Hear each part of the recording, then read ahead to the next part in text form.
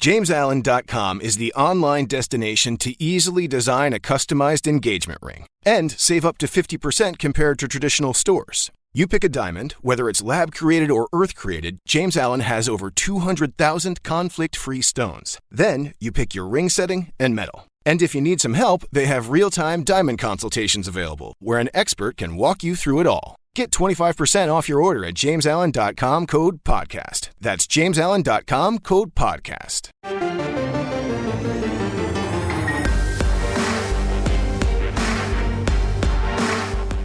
You've discovered your link to GoPowerCat.com's PowerCat podcast. Now, here's your host, GoPowerCat.com publisher, Tim Fitzgerald. Welcome to the PowerCat Insiders Podcast, your early week podcast from GoPowerCat.com. We're supported by Blue Mark Energy. Does your company or your employer spend $4,000 or more a year on energy bills? Would you like to reduce those costs by 25% or more and maintain the same level of service and reliability? If so, it's time to speak with Blue Mark Energy. Blue Mark Energy is K-State owned and K-State proud. What an interesting weekend for Kansas State sports. Let's start with basketball. The men find a way to get it done and win their third out of four games, a 61-56 victory over Iowa State. The Cats are red hot. Well, maybe like a light red. Not really pink, but just, they're moderately hot, winning 3 out of 4. And it's really come down to defense.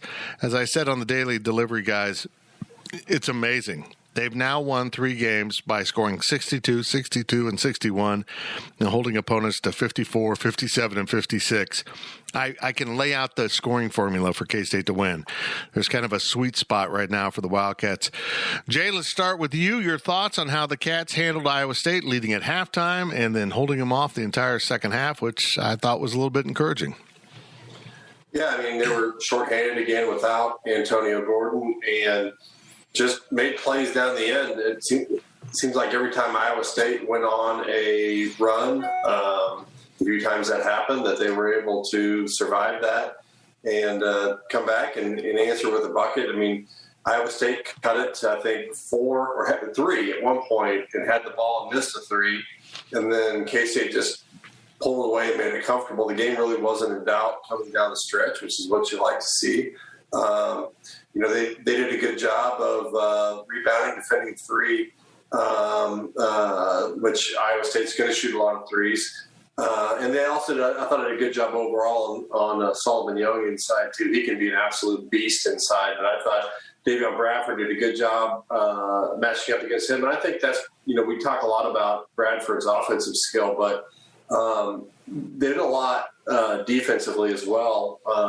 Davion's growth has been, I should say, on the defensive end. I thought he played well against Young. There were still times when he got pinned and was out of position, but I think his defense overall has really matured over the year to go along with his offensive game. Yeah, it really has. He's beginning to understand some of the defensive principles. Got a long ways to go. Matt, really nice win. Mike McGurl has another good game. It's interesting that, when they won at Iowa State to start the Big 12 season, it was Dejuan Gordon hitting 12 out of 12 free throws, and they end the Big 12 season with this rescheduled game, and Mike McGurl goes 9 of 10 from the line. So hitting free throws is obviously key to beating the Cyclones. They hit a couple of threes, led K-State, 3 double-figure scores. I thought, along with what McGurl did, I thought Selton Miguel's defense was pretty solid in the ball game, and he had a rather unique line of 9 points, 5 boards, and 7 assists. In fact, of the 10 assists, Miguel had 7 of them. And the other thing that was also very interesting, consider one of them was what you would call a team rebound, but outside of that, K-State only had 2 offensive rebounds the entire day in the ball game, and were still able to win. They got worked over on the glass a little bit, but long shots equal long rebounds. So, positives. Kansas State is, kind of walked around a couple of corners and did so a wee bit shorthanded, and again, some guys are still dinged up. But considering where this team was after losing 13 straight, let's just say they're not in Iowa State's boat, and I can't imagine what that's like going through a conference season where you get skunked. You got a bagel shown in the win column as you get ready to go to the conference tournament. Never saw that coming. Yeah, there's some weird things on this stats sheet considering K-State won. They're outboarded 41-28. They just got absolutely destroyed on the boards. They didn't shoot it particularly well, but they did shoot it a little bit better than Iowa State, at least from the field, and including the three-point line. Gills, somehow, K-State was not the worst of the two three-point shooting teams in this game, but they were right on brand. They shot 29%. Iowa State was 5 of 23, and in fact, some of those makes were late in the game to make it a little bit closer as they really struggled. They looked like Kansas State has looked in other games this season, but today or this game it was Kansas State looking like the more collected team, which is remarkable considering how far this team has come. Yeah, and Matt had mentioned it that DeJuan hit a few threes, and they didn't look like bad shots. When I was there, when they left his hand, I was like, those actually look like they have a chance to go in. So that was a breath of fresh air to see for DeJuan. And Jay, you also had touched on it that Iowa State, it wasn't like the most competitive game in the world, but they made a few runs at K-State. Weber called the timeouts when it was appropriate and calmed his guys down. So, 3 of the last 4, like you said, fits, and they've got some real momentum. A chance to make it 4 of 5 against TCU. Yep, they head into Kansas City now to play TCU on Wednesday in the first round of the Big 12 tournament. But, Jay, I want to talk to you a little bit about the evolution of Selton Miguel, who came in. We thought he'd be kind of a good scorer for K-State. Doesn't really have the game yet to score at this level. I think it's there. He just has to develop his skill set more and understand that he's not the biggest, strongest, fastest guy on the court, which apparently was his case in many games at the AU and high school level. Those 7 assists and his attention to defense now are really helping the team more than what he could be as a scorer. It's really impressive how he's kind of filled in the blank spots in his game, even though he continues to struggle a little bit to score the ball. Yeah, he's really matured as a player over the course of the year. And I think what he's really doing now is, we've talked about it before, is what does the team need you to do versus what do you want to do? I think he's made that transition, or is continuing to make that transition, from recognizing that he's not a sharpshooter. He's not, there's a reason why he's open from the perimeter all the time. And recognizing that his job is to facilitate more than it is to score, and to be a lockdown defender. I think he's using his athleticism a little bit more in ways that benefit him. But it's accepting, what is my role in the team to help the team, as opposed to what do I want to do to get mine and what do I think is best for me. And that's been really great to see that process as he's gone through the year. He's like all freshmen, he's got times where he reverts back and has issues with it, but by and large, that's something that he's really improved on throughout the season. Iowa State, 2-21, 0-18, as mentioned. It's just dreadful, unexpectedly bad season for the Cyclones. K-State takes that 8-19 mark to Kansas City, 4-14 in the Big 12, with wins in these last 3 or 4 games over TCU, Oklahoma, and Iowa State, who are the 7th, 8th, and 10th seeds in this tournament, K-State being the 9th. Matt, I look at this box score and I don't see a win. You know what I mean? It isn't like they played really well. It isn't like they overwhelmed their opponent. And I actually think that's a good sign because they're not winning because they're having a hot day from the field. They're grinding it out, which I think is a really positive sign. They're learning how to win closer games. I got to be honest, Matt Walters, I'm a little blown away by how much this team's grown in the last few weeks. Well, there's still lots of room for it. Absolutely. I think the growth has been incremental. It hasn't, it's not like K-State's jumped from, on a scale of 1 to 10, from a 3 to an 8 all of a sudden. Again, at times, still not the prettiest of things to watch. And keep in mind, K-State also won this game and had a drought of around 7 minutes, which that doesn't happen very often. So, they're able to overcome their own warts in some ways. But, I think about what's coming for this basketball team, what Bruce Weber's going to do In terms of recruiting, he's got to find some more veteran presence for this basketball team. And but again, credit the kids. I mean, in this day and age, how easy it would be to just go El Foldo, to run away, to I got to transfer. It's as Jay said. Selton Miguel is proof positive, and he's doing what's best for the team. And there's some lessons to be learned from that. And if these guys stick together, it may not be next year, maybe 2 years down the road, but there will be some good things coming. It's just a matter of what gets plugged in with with this program in terms of recruits and who are the other guys that wind up playing for K-State here in the next couple of years. And Ryan Gilbert, no Antonio Gordon, just kind of went missing in the game. We found out afterwards that he, as Coach Weber said, has an accumulation of injuries that have really kind of set him back. But we also believe he may not even be with the program. Tell us the latest on what you've reported at Go PowerCat about Antonio Gordon. Yeah, well, I wish I could give you a real answer if he's on the team or not. But Weber talked about it after the game and just said it was, kind of an accumulation of everything. He's been going through some personal stuff as well as health issues.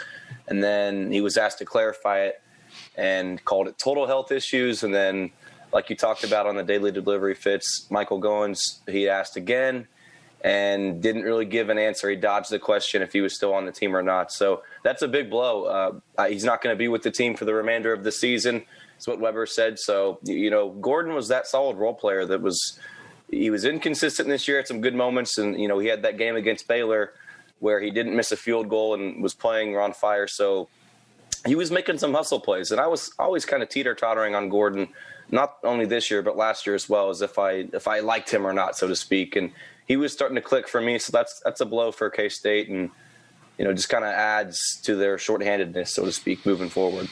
Speaking of roles, Jay, I asked you about Selton Miguel. Antonio Gordon had kind of become the baby Rodman, if you want to say it that way, for the Wildcats, going out there and really focusing on rebounding the ball. I think it's interesting that he wasn't available in this game. They got killed on the boards. And defending and being a little bit more blue-collar, he'd really started to find his role. So the fact that now he's gone into witness protection is a little troubling for me. Yeah, I mean, we've seen it before. I mean, this isn't anything new for the program. I think, as critical people have been of Bruce, and I personally have been of Bruce at times. Matt laid out a really good point, and we've seen this from year to year, from other past years too. You can say a lot of things about Bruce's teams in years past and the seasons where he struggled, but I don't think you can say that the kids have quit on him. From an effort standpoint, maybe last year a little bit. I think there was so much frustration, but it always seems like the season's going tough, and then all of a sudden they pull out a big win or things like that. You can say that they're inconsistent. You can say that there's a lot of problems in down seasons like this, but to the kids' credit, the coach's credit too, I don't think you can say that the kids have quit on him wholeheartedly, because otherwise you'd see a team a lot like Iowa State that we saw on Saturday. But as far as Antonio goes, the problem is that there's been so much of this in the past that fans are automatically skeptical as to what does this mean? Is this really a health issue, or is this something else? And my personal view on it is that that's all going to sort itself out. If it turns out that Antonio Gordon transfers and ends up at another school next year, there's going to be some questions as to were you really upfront with the fan base when that happened. But for now, I'm going to take Bruce at his word, give him the benefit of the doubt. Whatever demons Antonio is facing, I hope he gets past them. And I think that fans in general should do that as well, and give the young man the benefit of the doubt and give him the support that he needs to get through whatever he's going through. Matt, this program can't have mass departures at the end of the season. If this season's been about the young guys, they have to retain him. It struck me today when we were talking to Bruce Weber previewing that TCU game on Wednesday. He's down to McGurl and Dejuan Gordon as the only two guys that played inside of the T-Mobile Center. It's all newcomers after that, and that's remarkable. I mean, that just emphasizes how young they are, and they're now improving. You got to hold on to this core. I think you will. Might there be a guy or two that leaves? Don't know everybody's situation. You hope not. It's very odd to say that you got two guys on your entire roster that played in that building before going into the Big 12 tournament, but it is what it is. Roll it out there. Kansas State there's no doubt they can beat TCU. They've done it. They did it down in Fort Worth. And, again, I don't know that K-State's going to pull a UConn here and win 5 games in 5 days, but it wouldn't surprise me if they beat TCU. And then, again, there's not a lot of time to take a breath, and it's not just Coach Weber. I mean, the entire coaching staff, they've got to get back to work. Give the players a couple of weeks when all is said and done, and then they've got to get back to work. I chuckled when we were talking about Selton Miguel earlier, and we've talked about it so many times. I hope he gets one of those big rubber bands from Ben, the strength and conditioning coach, and wraps it around him and sticks his right arm inside of it, and every day just works with that left hand, because he could be such a more complete player at the offensive end if he'll just develop a left hand. And I can't wait to see it next year where he starts to go right and then he crosses over and breaks some dude's ankles, because lo and behold, as a sophomore, he'll have a left hand. You hope so. I mean, some of these guys. Like Jay Heidrich back in the day, Fitz. It was just like Jay. Jay always went left and never went right. So I'm thinking maybe the same holds true here. Jay did develop a right hand shortly, or after his community college days, and maybe Selton will do the same type thing. In fact, maybe Jay could help on the education front there. I've rarely been right in anything in my life. Yeah, I would like. This really steps out of the norm here for the podcast, but I'm trying to wrap my mind around how 2 left-handed basketball players had a right-handed pitcher as their daughter. I mean, both our kids are right-handed. I mean, it's a nightmare trying to teach them how to tie shoes. I don't understand how that works. Do they not realize how much more the left-handed people get paid in the sports world? Yeah, apparently not. I mean, I kept trying to force my son to be left-handed as he was growing up, but to no avail. Well, there we go. That's some good parenting right there. Ryan Gilbert, Matt alluded to this. K-State is just 10 victories away now from a national title, so there's that. I mean, they could run through Kansas City, and if they don't get in the first 4 as Big 12 champions, they just need 6 more wins in Indianapolis to be national champions. Joking aside, they are a lot better than they were in January, and I think they're going to win Wednesday against TCU and earn the right to get destroyed by Baylor again. But this team needs to finish this definitively and win that game, and then just try to have a good showing against Baylor, don't they? Yeah, and it's unfortunate that they have to play Baylor. That really does suck, but it feels like they're always playing TCU. They played them last year, and honestly, what a train wreck of a season it was. But that was a good game for the team to kind of go out with a win. Not many teams ever in sports can say they ended a season with a win, so that was special for them. And they had the overtime game. What was that, 3 or 4 years ago in the first round? So I feel like they're always playing TCU, and it's always a good game. So it'll be fun. And Mike McGurl's, who knows if this will be potentially his last go around. But Fitz, real quick, you said earlier, I don't think anyone's ever played in T-Mobile Center, have they? Well, that's true. Technically, no. It's been the Sprint Center in the past. Yeah. I think that really changed a lot of things about the facility. It's now pink, lit up pink, so there's that. Yeah, it's pink. I don't like the name. It doesn't roll off the tongue quite like Sprint Center, but, so be it. So be it.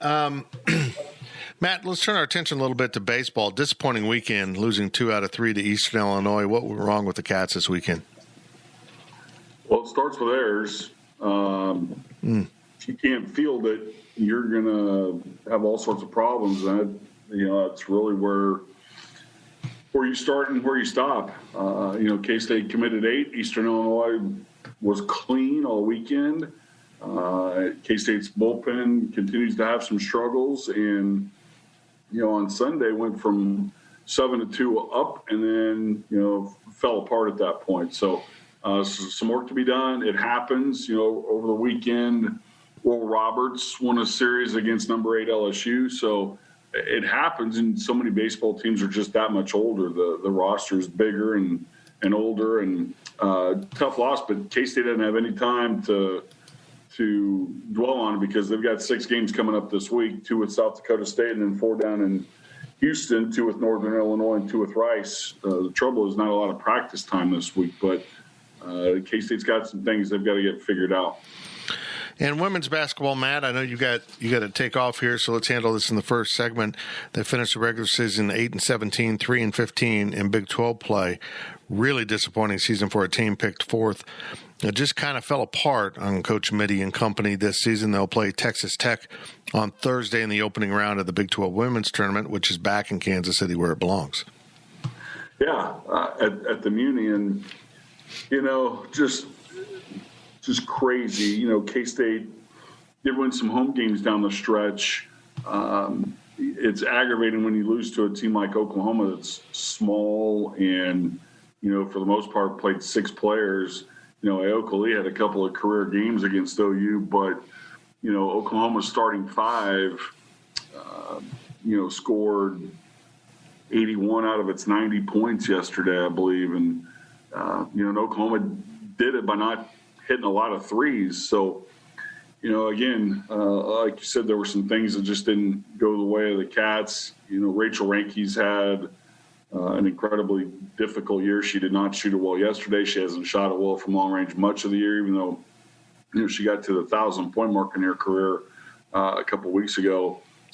It's been frustrating. We'll see if K-State can go take another one from Texas Tech. They split the season series, and it's been crazy to see a team that can develop leads and then can't hang on to them, and then have games where they just, they get blown out of the water. But, when you look at the Big 12 right now, Baylor can win a national championship.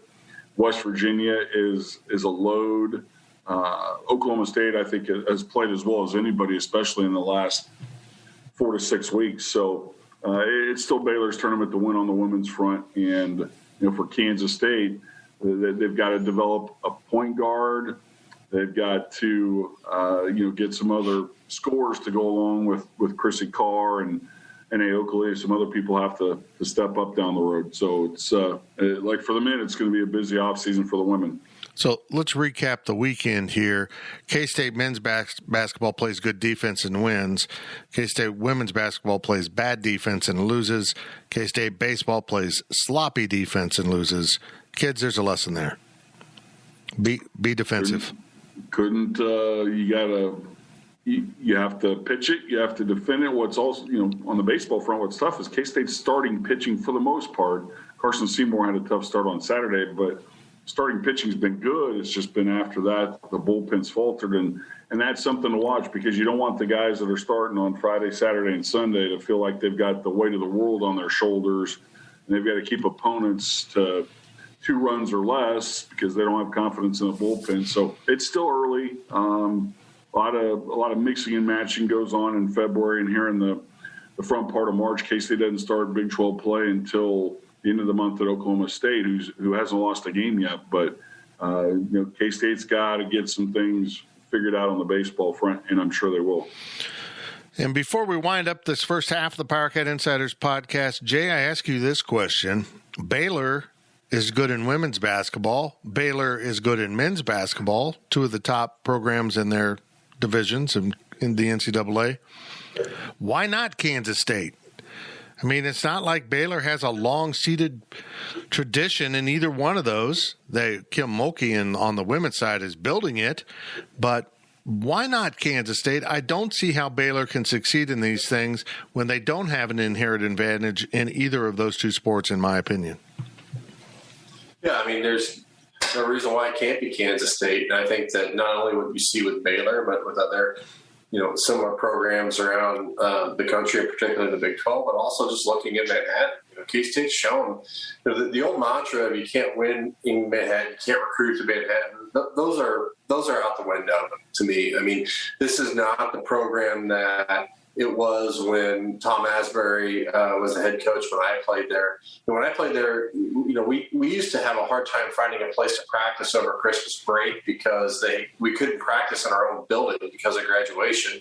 The rec was closed down. The high schools were using their places. So we literally practice at times when it was open at the rec center. We had practice with students watching us. And so the commitment to the program, financially, the facilities, things like that, there is no reason why K-State can't be, in both men's and women's, finish on average in the upper half of the conference every year. There's going to be some years where you'll finish, 7th to 8th. There's also going to be some years where you're going to win it or, be in the top 3. But there's no reason why K-State can't, on average, year after year, be in the top half of the Big 12 with the resources they have, the fan support that they have, and the commitment to the programs that the administration makes. Ryan Gilbert, if you were at the rec and the team was out there practicing, would you walk up to the sideline and say, I got next? Yes. If the courts were open.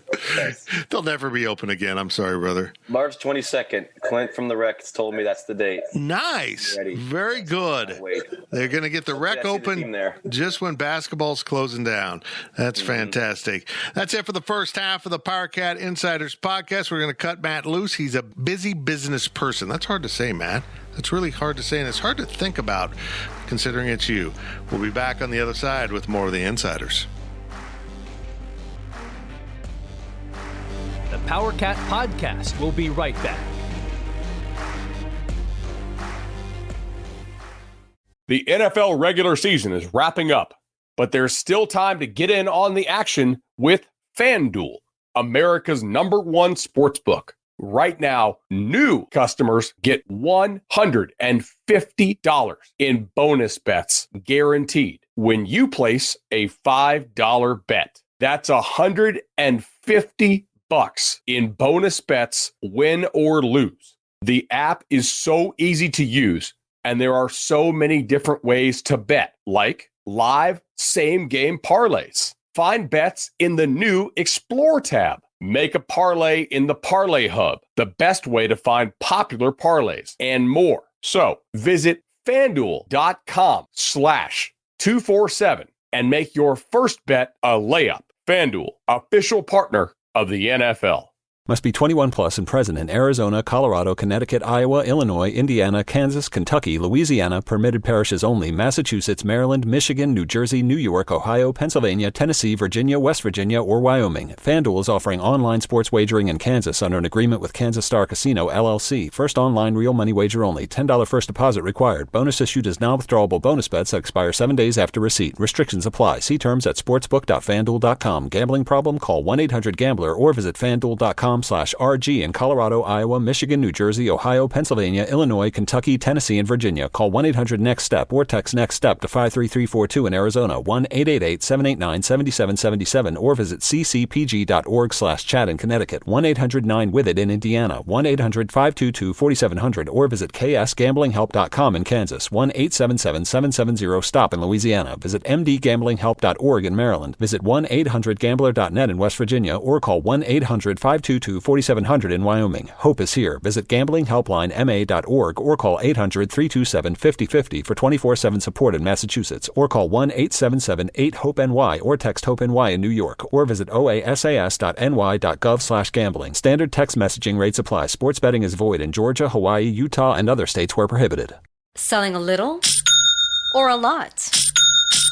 Shopify helps you do your thing, however you cha-ching. Shopify is the global commerce platform that helps you sell at every stage of your business. From the launch your online shop stage, to the first real-life store stage, all the way to the did we just hit 1 million orders stage. Shopify is here to help you grow. Whether you're selling scented soap or offering outdoor outfits, Shopify helps you sell everywhere. From their all-in-one e-commerce platform to their in-person POS system, wherever and whatever you're selling, Shopify's got you covered. Shopify helps you turn browsers into buyers with the internet's best converting checkout. 15% better on average compared to other leading commerce platforms. And sell more with less effort thanks to Shopify Magic, your AI-powered all-star. Shopify powers 10% of all e-commerce in the U.S. And Shopify is the global force behind Allbirds, Rothy's, and Brooklinen, and millions of other entrepreneurs of every size across 175 countries. Plus, Shopify's award-winning 24/7 help is there to support your success every step of the way. Because businesses that grow with Shopify. Sign up for a $1 per month trial period at shopify.com/Odyssey Podcast, all lowercase. Go to shopify.com/Odyssey Podcast now to grow your business, no matter what stage you're in. Shopify.com/Odyssey Podcast.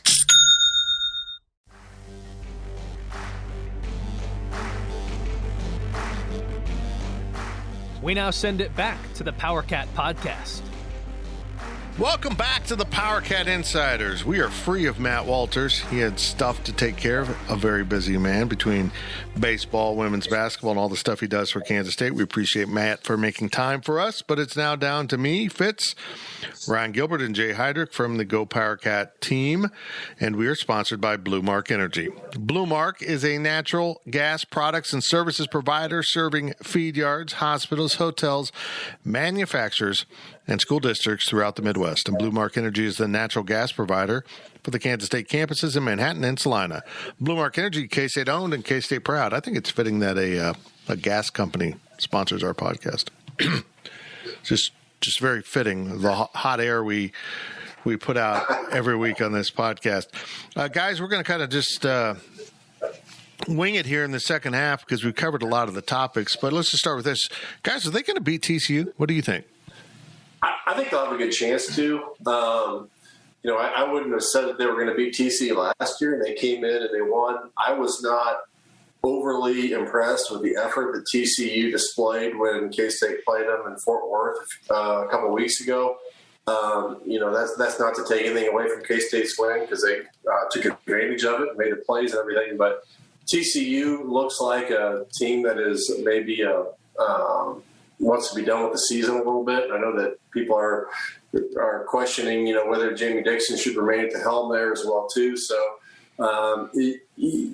I think you're looking at two teams that are on different trajectories finishing the season. K-State's had some success, and TCU's kind of limping to the finish. So it wouldn't surprise me if K-State came in and won, but they're going to have to keep doing what they've been doing to have success. They got to score the ball. Now, Gills, TCU is 12-13 overall and 5-11 in the conference.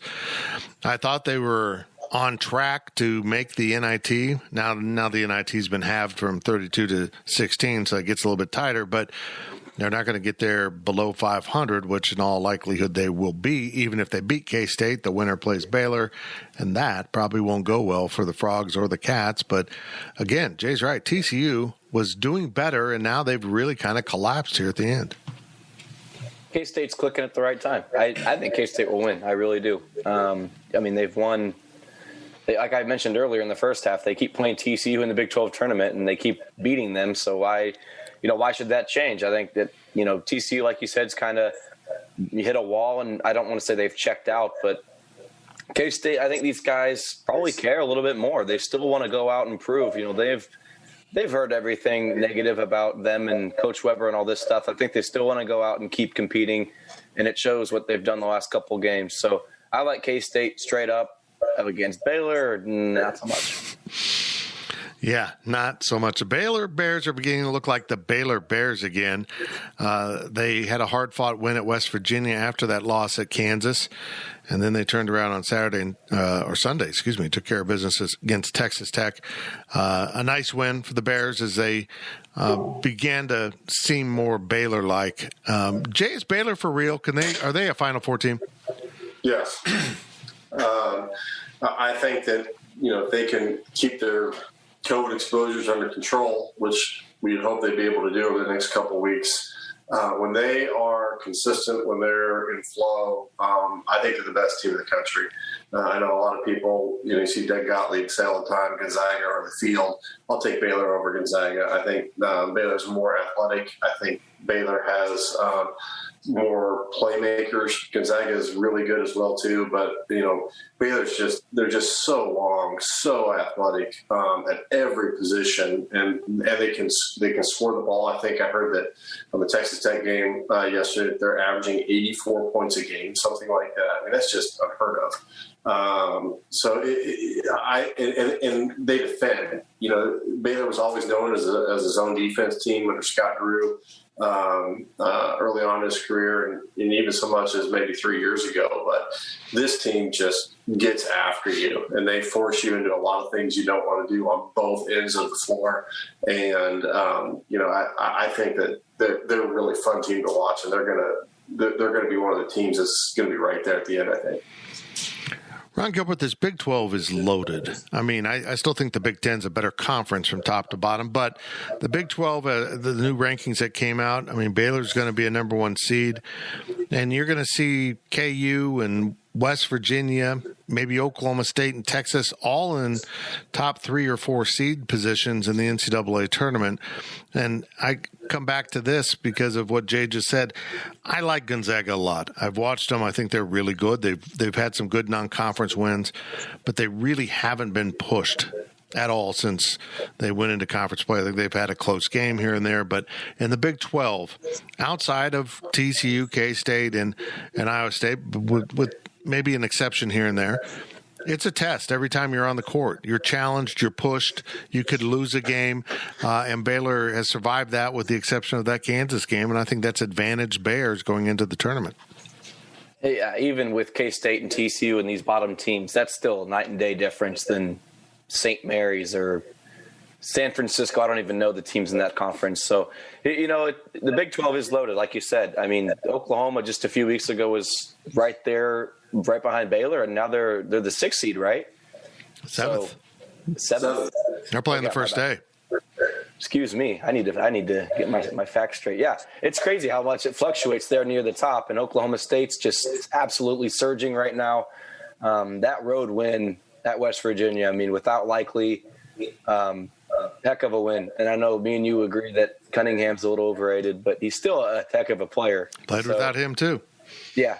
So pretty it's impressive. It's so deep. I mean, even I don't know if you're trying to get me to compare it to, was it the Mountain West? I don't even know. That's Western. how much I don't know about Gonzaga. Yeah, it's whatever conference it is. Yeah, I think that Baylor's got as good a chance as anyone to go and win the national championship. I really do. West Coast Conference, I believe. Jay, what a full circle moment. College basketball ended last year with K-State beating TCU. I think that was the last game played before the shutdown. And I love the stat that Bruce Weber became the first K-State coach to end the season on a victory since Jack Hartman in 73, because that team didn't make any postseason, and that predated the Big 12 postseason tournament. So they played a regular season game, won, and that was the season. So it's a kind of an anomaly that K-State won and didn't win a national championship in the process last year, or at least a tournament title of some sort. And now here they are, almost 1 year exactly, playing TCU in the first round of the Big 12 tournament. I feel like this is a kind of a coming around in a circle pandemic moment for all of us as K-State heads down to downtown Kansas City.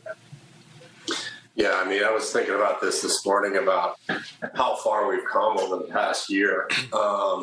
And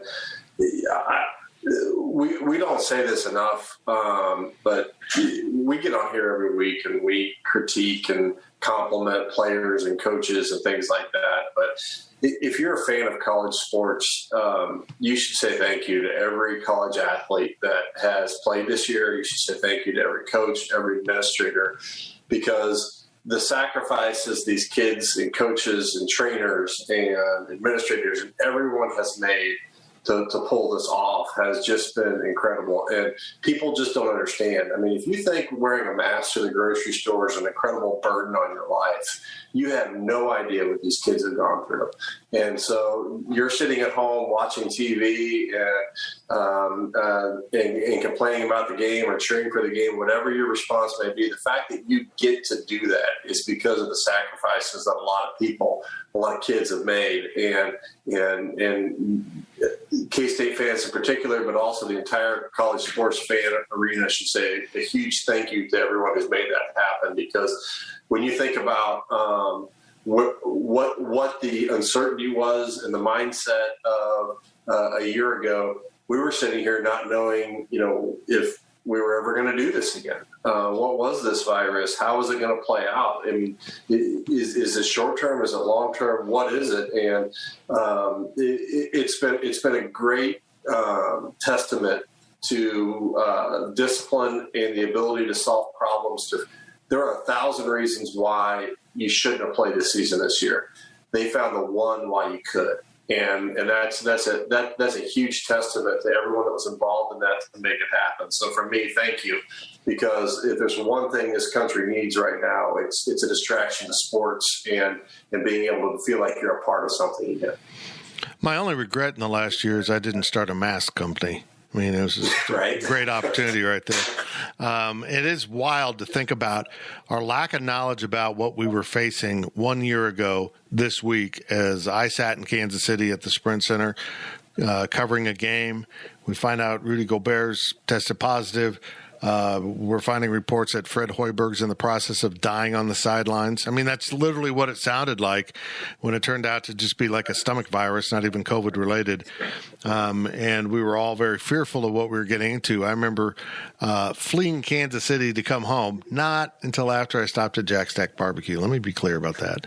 That was worth the risk. And coming home and going to the grocery store and loading up on groceries to get me through the next 15 days without leaving the house. And 15 days became a lot longer than that. And they found a way to play football. They found a way to play basketball.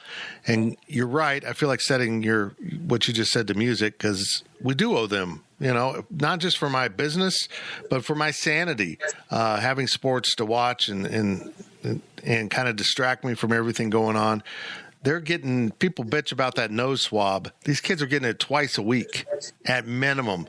Twice a week, they're getting that nasal swab where they kind of touch the back of your brain, and it's not been easy. But Ryan Gilbert, you've gone through it too. I mean, it's affected you as a student, and just how you do everything and try to go through life. It's not very convenient, and I can't imagine, Gills, being a student athlete and trying to get through this and manage this without getting exposed. You have to cut yourself off from social activities maybe you would like to have, and it's been trying, hasn't it? Yeah, it's been tough. And with Manhattan here, things are starting to get back to normal with the bars having no more capacity and being open till 2. But that you can't do that if you're an athlete. I've seen a few of them out over breaks when they're not in season, but you can't do that. You can't do that. And I can't imagine, it's been so hard for me.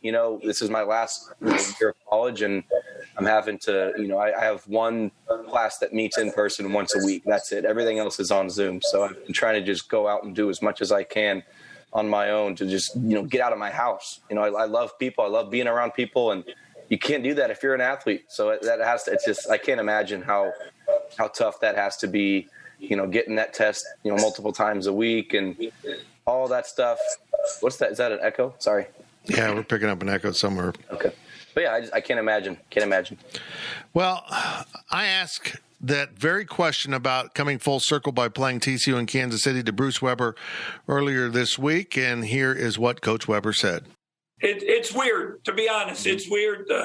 It was weird going through it last year. And as I said, the unknowns, and we know more now, but there's still, I don't think we're out of we got our head above water, but we got to get out of the water. So it's going to be a little ways before, we'll get, hopefully get through the NCAA tournament, which will be, it's important for the NCAA. It's important for college basketball. It's important for a lot of reasons. So hope that happens. Well, guys, this has been a painful Kansas State basketball season. And just literally an unheard of back-to-back seasons for Kansas State. The worst two seasons post-World War II, and really you can argue in the history of the program. And yet, Jay, there have been very different seasons. Last year they had Xavier Sneed, Curtis Jada. They had reasons to be better, and they weren't. It was a dysfunctional team. This season, they're young. They're young, and they're getting there. But this season's been filled with so much more hope for the future. Last season was just a disaster. It just stunk. So at least I have that to go with. I've kind of harped on that theme all year long. There's hope with these young kids like Nigel Pack and Davion Bradford. Yeah, I mean, there's a lot of pieces that you can work with coming back. And I think they won 5 out of the last 6 coming down, and they're definitely on an upward trend. I think what's going to be key in the offseason is a couple of things. One is getting everybody back. If you have to turn over the roster again, that's going to be a problem. And everyone talks about, well, who cares if you lose your bottom 3 players? Well, the problem is that if you lose your bottom 3 players one year, and then you replace them with your bottom 3, and then the next year you lose your next bottom 3 players, all of a sudden your bottom 3 players become your 6th man that you're relying on.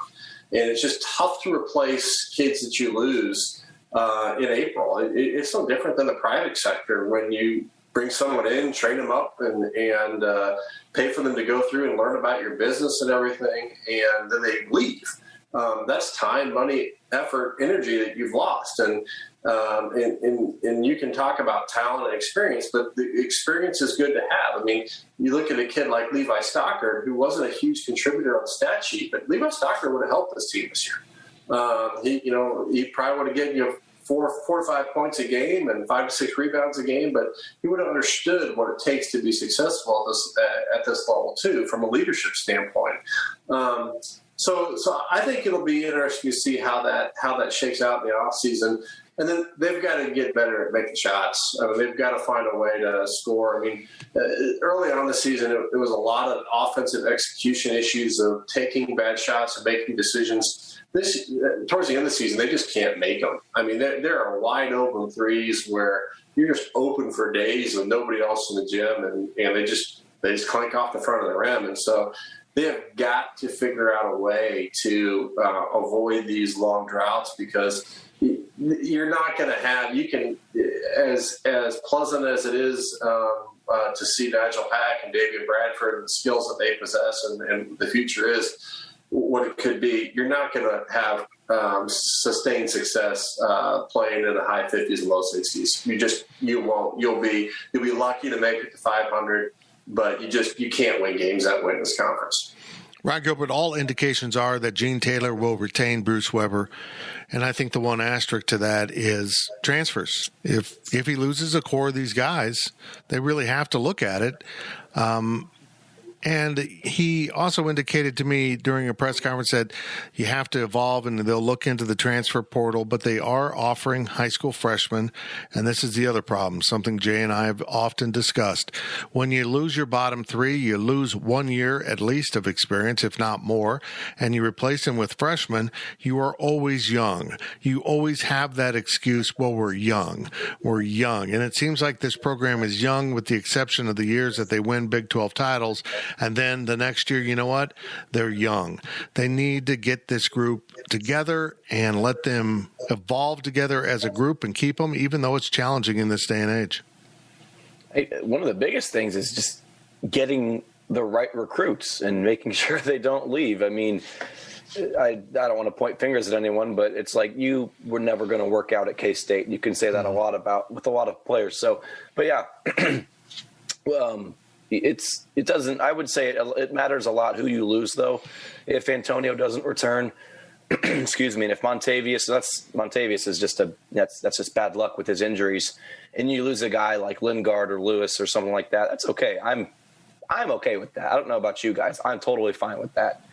If you lose Pack or Bradford or even McGill, Dejuan, any of those guys don't come back, then that's just a huge problem. Yeah. So, but the whole, it starts with recruiting the wrong guys. I mean, Kazubki, what if what if Weber brought in someone for the exact same role that Kazubki's in that could actually hit the shots? You know what I mean? It'd just be so much more different. So I don't know how I feel about going out and getting, March 8th now, and recruiting high school seniors. That does not sound like a good idea. No. You need help now. We talk about it, I feel like, every week. You need help now. Go utilize the transfer portal. There's in today's world of recruiting with internet and 247 and Twitter and everything, there's no such thing anymore as a diamond in the rough. If you are a player, you are found. And if you are a P5 player that's available in March or April, there's a reason why you're available in March and April.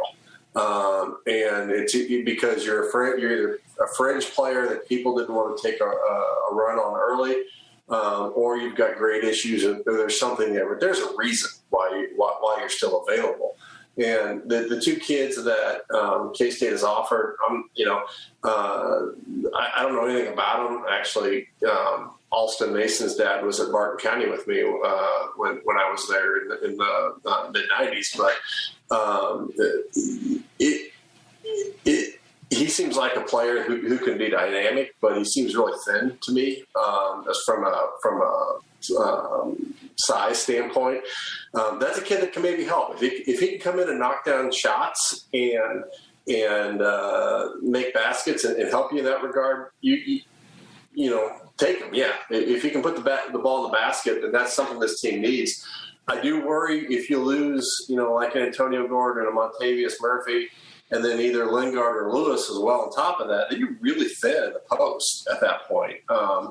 And if you're going to take projects, I'll take 7-foot projects over 6'2" projects all day. I agree.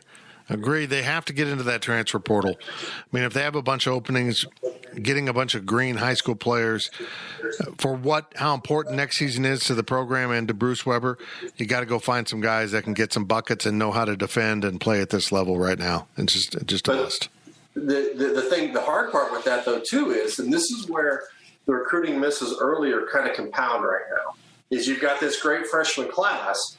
But if you're a transfer portal kid and you've got 1 year to play, you're a fifth-year senior or you're a junior and you've got limited time to play, are you going to look at K-State that's too deep at every position right now, particularly in the backcourt? Where am I going to go break into the starting lineup? All I hear about, if I'm a point guard, all I hear about is how great Nigel Pack is. I'm not going to break in the starting lineup there. I've got Sultan Miguel 2 and 3, and I've got Deshaun Gordon coming back as well too, and then I've got Davion Bradford at the 5. So if you're a transfer, you want to go somewhere where you can play. And the fact that K-State's loaded with so many young kids is going to be a hard sell for a lot of transfer players, I think. You also want to go somewhere that you're going to win and have a real chance to make the NCAA tournament, and I don't know if that's certain for K-State next season. So that's another aspect of that. Very good, fellas. Thank you very much to Jay Heidrich, Ryan Gilbert, and Matt Walters for his participation in the first half of this podcast. I am Fitz, and this has been another edition of the PowerCat Insiders Podcast. K-State, TCU, Wednesday in Kansas City in the opening round of the Big 12 tournament. The women will meet Texas Tech just down the road at Municipal Auditorium in Kansas City in their first round game on Thursday. PowerCat Podcast. All rights reserved. GoPowerCat.com and Spirit Street Publishing.